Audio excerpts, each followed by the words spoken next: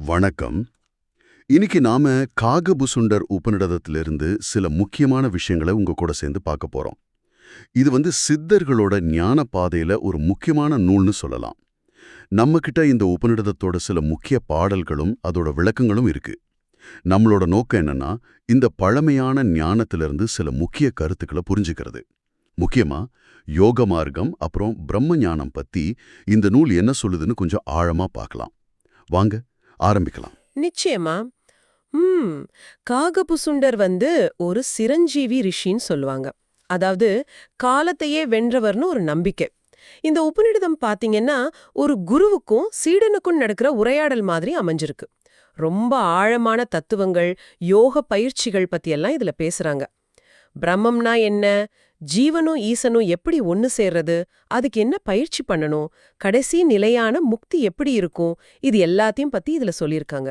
ஆமா, முதல்ல அந்த காப்புச் செய்யுள் வருது இல்லையா, அதுலயே குரு, பிரணவம், சித்தர்கள் பாதம்னு வணக்கத்தோட ஆரம்பிக்குது. அப்புறம் விநாயகரை எதுக்கு வணங்கணும்னா அந்த சீவேஸ் ஐக்கியம் தெரியறதுக்குன்னு சொல்றாங்க. ஜீவனும் சிவனும் ஒன்றுன்ற அந்த ஞானம். முதல் பாடல்லையே குரு உபதேசத்தோட சக்தி பத்தி ரொம்ப அழுத்தமா சொல்ற மாதிரி இருக்கே. ஆமா, அங்கதான் விஷயமே தொடங்குது. அதாவது குருவோட உபதேசம் கிடைச்சிட்டா போதும், நம்ம உடல், நம்ம மனசு, நம்மளோட கருவிகள், கரணங்கள்னு சொல்றோமே அது, அப்புறம் நம்ம அறியாம, அதாவது அவித்தை, இதெல்லாம் போயிடும்னு சொல்லுது. அது மட்டும் இல்ல பாருங்க, நமக்குன்னு ஒரு சுயமான அனுபவ ஞானம், சுவானுபவ ஞானம்னு பேர் அதுக்கு, அது கிடைக்கும். ஒரு மௌனமான யோக வாழ்க்கை அமையும்னு முதல் பாடல்லையே ரொம்ப தெளிவா சொல்லிடுறாங்க. இது எதை காட்டுதுன்னா, இந்த ஞான பாதையில போகணும்னா குருவோட வழிகாட்டல் இல்லாம ஒரு அடி கூட எடுத்து வைக்க முடியாதுங்கறத நல்லா புரிய வைக்குது. சரி, அப்போ குரு வழிகாட்டினா நாம் அடைய வேண்டிய அந்த பெரிய இலக்கு பிரம்மம். ஆனா அத பத்தி பேசுறதே கஷ்டம்னு 2வது பாடல்லயே சொல்றாங்களே. பிரம்ம நிலை யார்தான் சொல்வார் அப்படின்னு ஒரு கேள்வியே கேக்குதே. அது எப்படித்தான் விளக்க முயற்சி பண்றாங்க? நல்ல கேள்வி இது. பாடல் 2 சொல்ற மாதிரி அதை விவரிக்கிறதுக்கு வார்த்தைகளோ ஒரு பக்குவமோ இல்லைன்னு சொல்றாங்க. பதமில்லை ஆதனினும் பவ்யமில்லைன்னு வருது. அப்புறம் 3வது பாடல் இன்னும் கொஞ்சம் விளக்குது பாருங்க. அது இறந்த காலம், நிகழ்காலம், எதிர்காலம்னு இந்த 3 காலத்தையும் கடந்ததாம். அப்புறம் நல்லது கெட்டதுன்னு எந்த குணங்களும் அதுக்கு கிடையாது. அதீத குணாதீதம்னு சொல்றாங்க. நம்ம கண்ணால பார்க்க முடியாது, மனசால நினைச்சு கூட பார்க்க முடியாது. ஆனா எல்லா உயிருக்குள்ளேயும் அதுதான் அந்தர்யாமியா உள்ளுக்குள்ள இருக்கிற பொருளா இருக்குது. பார்க்க முடியாத, நினைக்க முடியாத ஒண்ணு, ஆனா எல்லாத்துக்குள்ளயும் இருக்குன்னு சொல்றது கொஞ்சம் யோசிக்க வைக்குது. அப்போ இவ்வளவுதான் அவ்வளவுதான்னு அளக்கவும் முடியாதா? அதேதான். அதை விட ஆச்சரியமான ஒரு விஷயத்த 3வது பாடல் சொல்லுது. அதாவது பாக்குற நாம, ஞாதுர், பாக்குற நம்ம அறிவு, ஞானம், அப்புறம் நம்மால பார்க்கப்படுற பொருள், ஞேயம், இந்த 3மே அந்த பிரம்மன்தான். அப்படியா? நாம, நம்ம அறிவு, நம்ம பார்க்குற உலகம், இது எல்லாமே அடிப்படையில ஒண்ணுதான்னு சொல்றாங்களா? இது கேட்கவே ரொம்ப ஆழமா இருக்கே, தத்துவத்தோட உச்சம் மாதிரி. ஆமா. சரி, அப்போ அதை எப்படிதான் உணர்றது? 10வது பாடல்ல ஏதாவது வழி சொல்றாங்களா? ஆமா, 10வது பாடல் இன்னும் கொஞ்சம் தெளிவுபடுத்துது. அது இருக்குன்னும் சத்தம் சொல்ல முடியாது, இல்லன்னும் அசத்தும் சொல்ல முடியாது. தனியாவும் நிக்கல, எல்லா இடத்துலயும் பரவியும் இல்ல, ஒரு மாதிரி. ஆனா ஆ உ ம்ங்கிற ஓங்காரத்தோட 3 எழுத்து இப்படி ஒன்னா சேருதோ அந்த மாதிரி அது எல்லாத்துலயும் பிரிஞ்சு நிக்காம அப்படியே கலந்து நிக்குது. இதுதான் பிரம்ம ரகசியம்னும் இதுதான் முக்திக்கு வழின்னு சொல்லி இத ஒரு வேத வாக்கியமா எடுத்துக்கிட்டு மனசுல நல்லா ஆழமா விசாரிச்சு தியானம் பண்ணணும், சமாதி நிலைக்கு போகணும்னு சொல்லுது. ஓகே, பிரம்மம் இப்படி குணங்களுக்கு அப்பாற்பட்டது, அறிவுக்கு எட்டாததுன்னு புரிஞ்சுக்கிட்டோம். அப்போ நாம அனுபவிக்கிற இந்த உடல், நம்ம மனசு, நம்மளோட அந்த விழிப்பு நிலை, கனவு நிலை, தூக்கம், இதெல்லாம் என்ன? இத பத்தி இந்த உபநிடதம் எப்படி விளக்குது? 4வது பாடல்ல இருந்து 9வது பாடல் வரைக்கும் இத பத்தி தானே பேசுது. வர முடியும்னு. அந்த நிலையில இரவில்ல, பகல் இல்ல, எந்த உருவமும் இல்லாத ஒரு களங்கமற்ற நிலை அது. அங்க சோகம்ங்கிற அசபா மந்திர தியானம் மூலமா அவனே நான்ங்கிற அந்த உணர்வை பெறலான்னு சொல்லுது. இது மனசோட அலைச்சலையெல்லாம் நிறுத்துற ஒரு யோகம்னு குறிப்பிடுது. துரியாதீதம். அதாவது நாம சாதாரணமா அனுபவிக்கிற விழிப்பு, கனவு, தூக்கம், இதுக்கெல்லாம் அப்பாற்பட்ட ஒரு நிலைன்னு புரியுது. சரி, அப்போ இந்த சாதாரண நிலைகள் பத்தி என்ன சொல்றாங்க? தூல உடல், சூக்கும உடல்னெல்லாம் சொல்றாங்களே.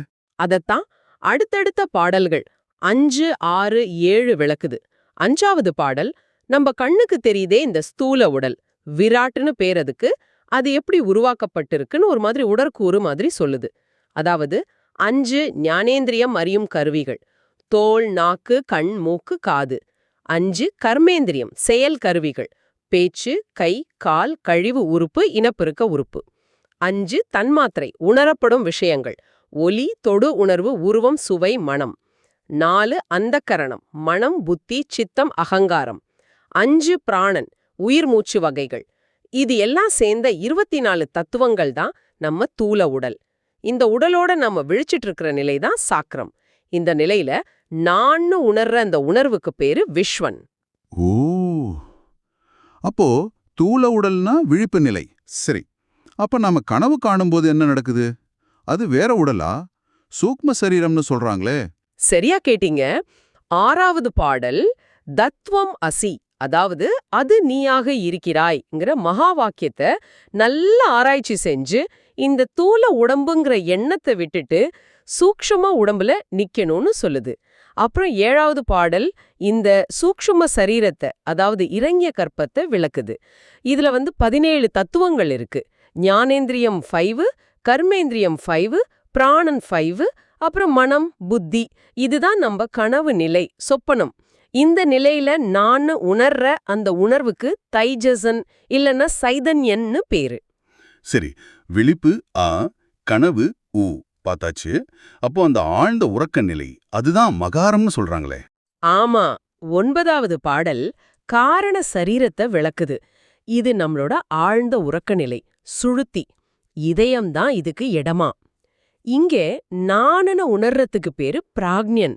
இது ரொம்ப ஆனந்தமான நிலை, பரமாத்மாவோட ஒன்ற நிலைன்னு சொல்லுது. இதுதான் மகாரம். ஆக ஆ விழிப்பு, உ கனவு, மா ஆழ்ந்த உறக்கம். இந்த 3 சேர்ந்ததுதான் ஓங்கிற பிரணவம். ஆனா உண்மை என்னன்னா, இந்த 3 நிலைக்கும் அப்பாற்பட்டதுதான் துரியம். அதுக்கும் மேலானது துரியாதீதம். இந்த எல்லா நிலைகள்லயும் எதுவுமே பாதிக்காம சாட்சியா நிக்கிறது தான் உண்மையான நான் அப்படின்னு புரிய வைக்குது. ஆக நாம வெறும் இந்த உடம்பு இல்ல, பல அடுக்குகளா இருக்கும். ஒவ்வொரு நிலைக்கும் ஒரு விதமான நான் உணர்வு இருக்கு. சரி, இந்த ஞான நிலைகளையெல்லாம் அடையிறதுக்கு என்னென்ன பயிற்சிகள் சொல்லப்பட்டிருக்கு? அசப மந்திரம் பத்தி முன்னாடியே சொன்னீங்க. யோக பயிற்சிகள் பத்தி ரொம்ப விரிவாவே பேசுது இல்லையா இந்த உபநிடதம்? ஆமா, இப்போ ரொம்ப முக்கியமான பகுதிக்கு வர்றோம், பயிற்சி. பாடல் 11 என்ன சொல்லுதுன்னா, உலக விஷயங்கள்ல இன்பம் தேடி போனோம்னா விடைய சுகம். நம்ம பகுத்தறிவு, அதாவது விவேகம் போயிடும். அதனால அந்த துரிய நிலை கைகூடுற வரைக்கும் ஞான மார்க்கத்தை விட்டுடவே கூடாது. வேத வாக்கியங்களை மனசுல ஆழமா தியானம் செஞ்சா முக்தி கிடைக்கும். நான்கிற அந்த தனிப்பட்ட அகங்காரம் இல்லாம சமாதி நிலைய அடையிறது தான் பிரம்மத்தை நேருக்கு நேரா பாக்குறது, சாட்சாத்காரம். ஆனா ஒரு கேள்வி, ஞானம் வந்துட்ட பிறகு பயிற்சிகள் தேவையில்லைன்னு ஒரு கருத்து இருக்கே. விளக்கு கிடைச்ச பிறகு தேட வேண்டியதில்லைங்கிற மாதிரி. அத பாடல் 14 ரொம்ப அழகா தெளிவுபடுத்துது.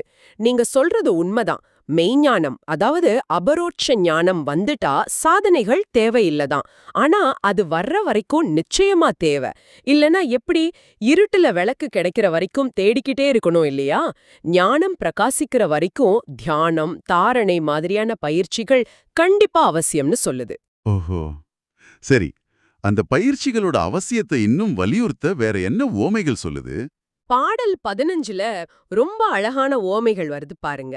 எள்ளுக்குள்ள எண்ணெய் எப்படி மறைஞ்சிருக்கோ, விதைக்குள்ள மரம் எப்படி ஒளிஞ்சிருக்கோ, பூக்குள்ள மனம் எப்படி இருக்கோ, பாலுக்குள்ள நெய் எப்படி இருக்கோ, ஏன் மயில் முட்டைக்குள்ளேயே அதோட அவ்வளவு வண்ணங்கள் எப்படி இருக்கோ, அந்த மாதிரி நம்ம இந்த தூள உடம்புக்குள்ளேயே சூட்சுமமான அந்த பரம்பொருள் இருக்கு.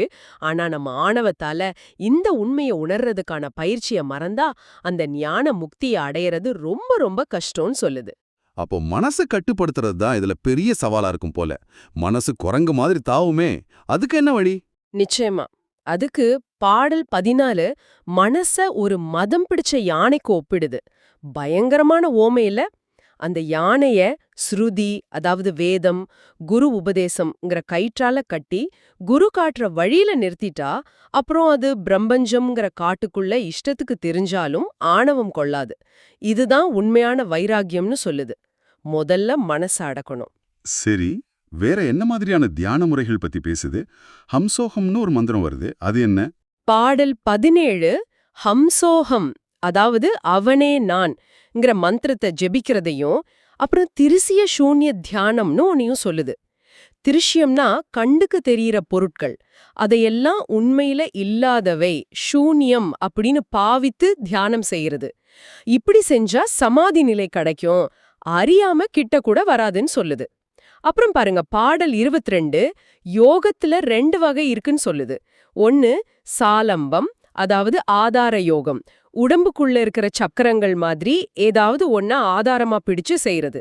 இன்னொன்னு நிராலம்பம், நிராதார யோகம், எந்த பற்றுதலும் இல்லாம எந்த ஆதாரமும் இல்லாம செய்யறது. இதுல அந்த நிராலம்ப யோகம் தான் நம்ம துக்கத்தை போக்கி உண்மையான சொரூப முக்தியை கொடுக்கும்னு சொல்லுது. இது ரொம்ப உயர்வான நிலை.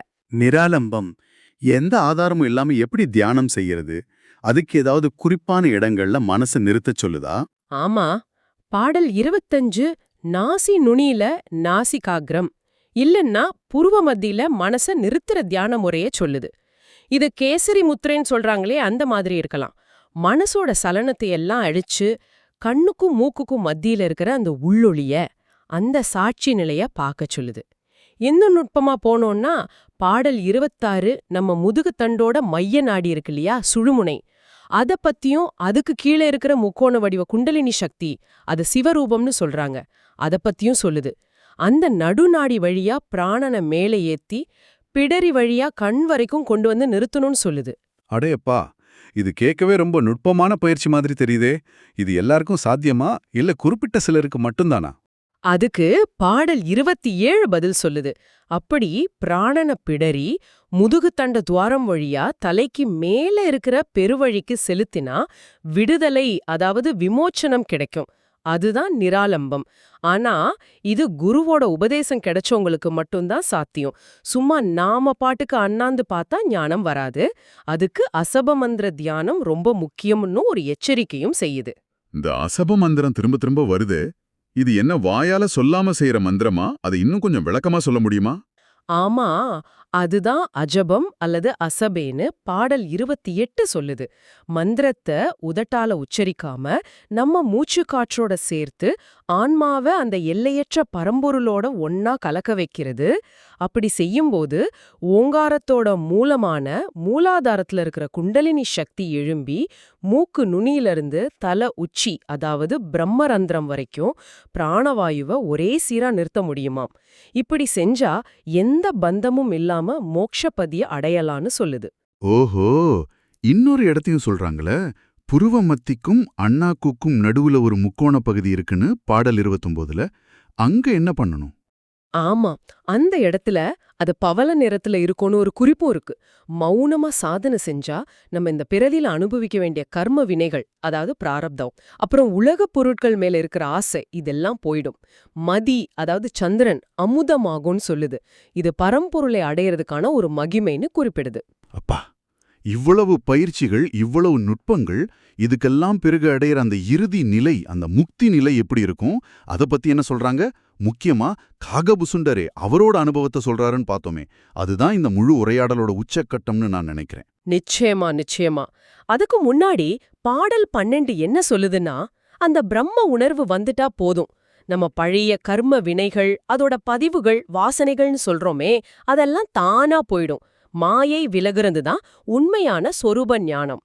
குரு தீட்சை கொடுத்தா படைப்போட ரகசியமெல்லாம் தெரியும். அப்புறம் பாக்குறது எல்லாமே அந்த ஒரே பொருள் தான், வேற எதுவுமே இல்லைன்னு புரியும். ஆனா வெறும் பேச்சால பிரயோஜனம் இல்லைன்னு ஒரு இடத்துல சொல்ற மாதிரி இருந்ததே, அதாவது தத்துவம் மட்டும் போதாதுன்னு. ஆமா, பாடல் 13 அத ரொம்ப தெளிவா சொல்லுது. மூடர்களுக்கு ஆன்மா பரமாத்மா பத்தியெல்லாம் தெரியாது.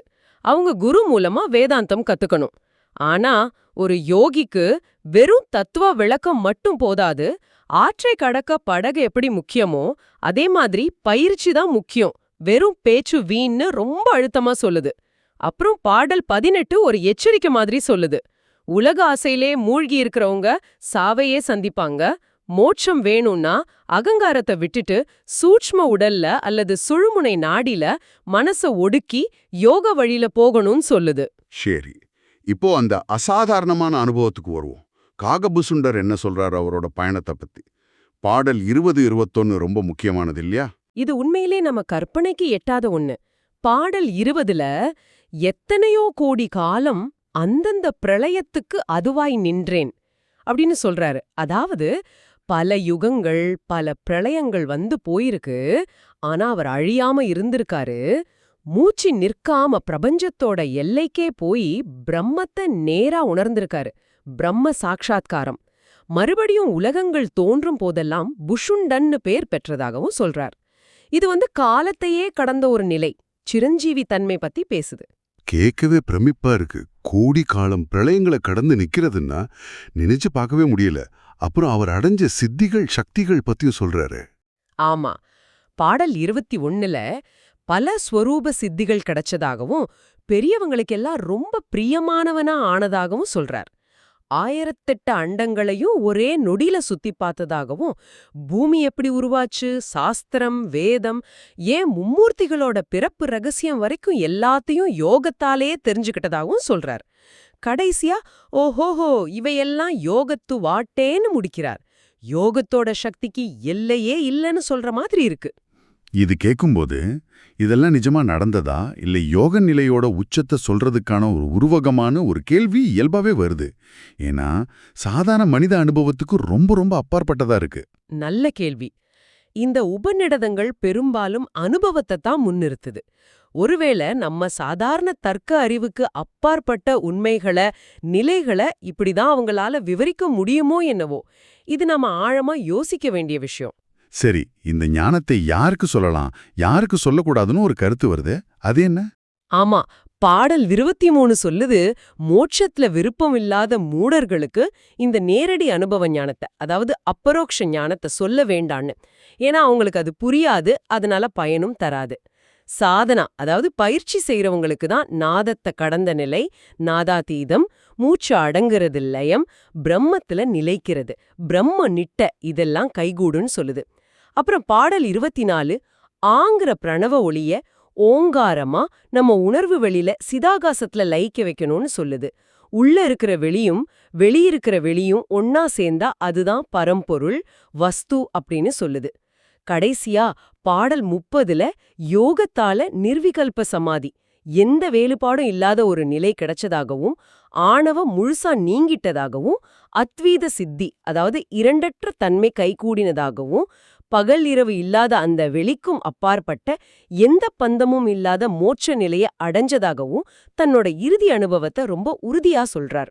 ஆக மொத்தத்தில் இந்த 31 பாடல்களும் ஒரு முழுமையான பயணத்தை நமக்கு காட்டுது. பிரம்மம்னா என்னன்னு புரிஞ்சுக்கிறதுல ஆரம்பிச்சு நாம யாருங்கிறத பல அடுக்குகளா பிரிச்சு பார்த்து அந்த உண்மையை அடையறதுக்கான பலவிதமான யோக பயிற்சிகள், தியானம், மந்திரம், பிராணாயாமம், குண்டலினி யோகம் வரைக்கும், அப்புறம் கடைசியா அந்த இலக்கு அடைஞ்ச காகபுசுண்டரோட பிரமிப்பான அனுபவம் வரைக்கும் ஒரு பெரிய வரைபடத்தையே கொடுத்திருக்கு. இதுல குருவோட வழிகாட்டலும் விடாமுயற்சியோட செய்யற பயிற்சியும் எவ்வளோ முக்கியம்னு நல்லா புரியுது.